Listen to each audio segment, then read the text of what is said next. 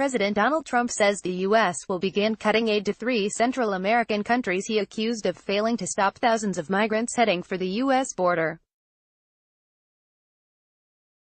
Across his administration, there was no indication of any action in response to what he tweeted was a national emergency. For hours on Monday, White House officials were unable to provide an explanation for the president's threats, which reflected both his apparent frustration with the migrant caravan and his determination to transform it into Republican election gains.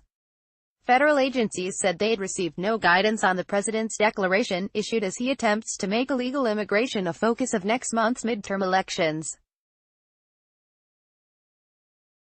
If Trump should follow through with his threat or greatly reduce U.S. aid, that could worsen the poverty and violence that are a root cause of the migration he has been railing against, critics said.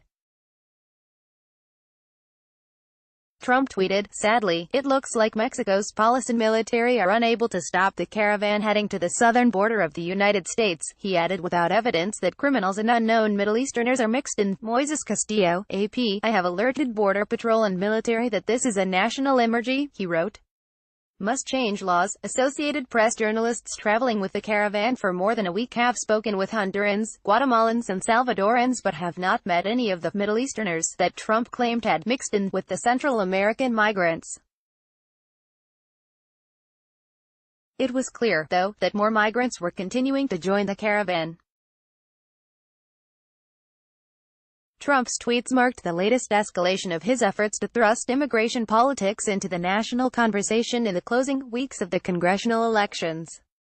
He and his senior aides have long believed the issue, which was a centerpiece of his winning presidential campaign, is key to revving up his base and motivating GOP voters to turn out in November. "Blame the Democrats," he wrote.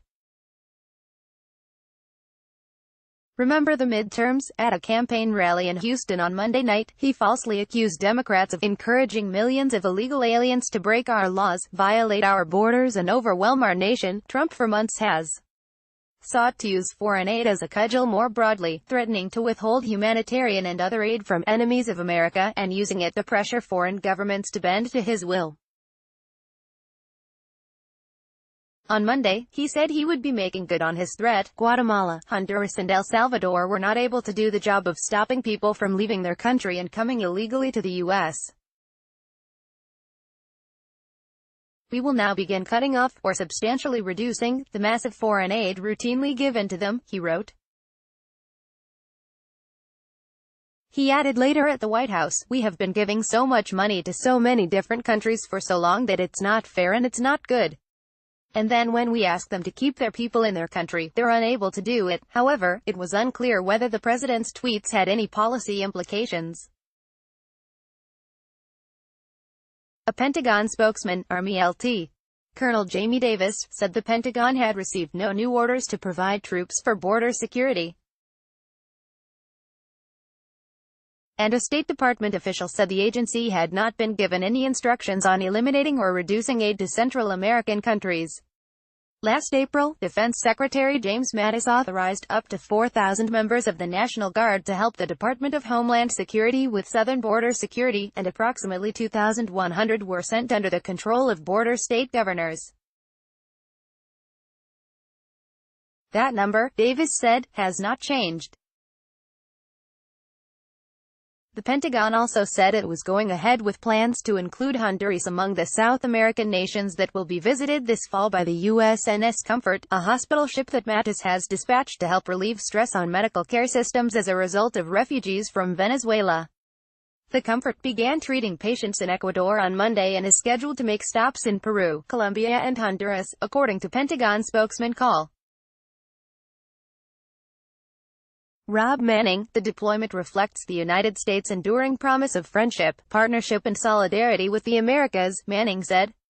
Asked what the administration was doing to operationalize the president's tweet, White House spokeswoman Sarah Huckabee Sanders told reporters Monday evening that, "We're continuing to look at all options on the table. The president wants to make sure we're doing everything we can to secure and protect our borders, and that's exactly what he's been talking about," she said.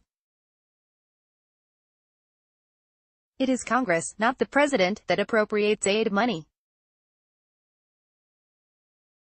The White House would have to notify Congress if it wanted to cut or reallocate aid, which could delay or complicate the process." Rep. Eliot Engel, the top-ranking Democrat on the House Foreign Affairs Committee, said Monday that my colleagues and I will not stand idly by as this administration ignores congressional intent. The three countries received about $500 million from the U.S. in fiscal year 2017. That money funds programs that promote economic development and education, as well as supporting democracy and human rights, among other issues. It was not immediately clear how much money Trump now hopes to cut, though the administration already had been pushing to reduce the government's global aid and foreign operations budget by about 30% for fiscal 2019 that began October 1. Paul O'Brien, the vice president for policy and advocacy at Oxfam America, said that any attempt to decrease aid to the Central American countries would be devastating, since the U.S. is a key investor in the region, funding programs on issues ranging from workforce development to reducing violence and improving human rights. In addition, other investors look to the U.S. as a guide. If you take that money away or you make it unpredictable, you're actually going to foster the very conditions that are driving people toward migration, said O'Brien, who accused Trump of essentially seeking to use migrants as a political chip. Associated Press writers Robert Burns, Matthew Pennington and Matthew Lee contributed to this report.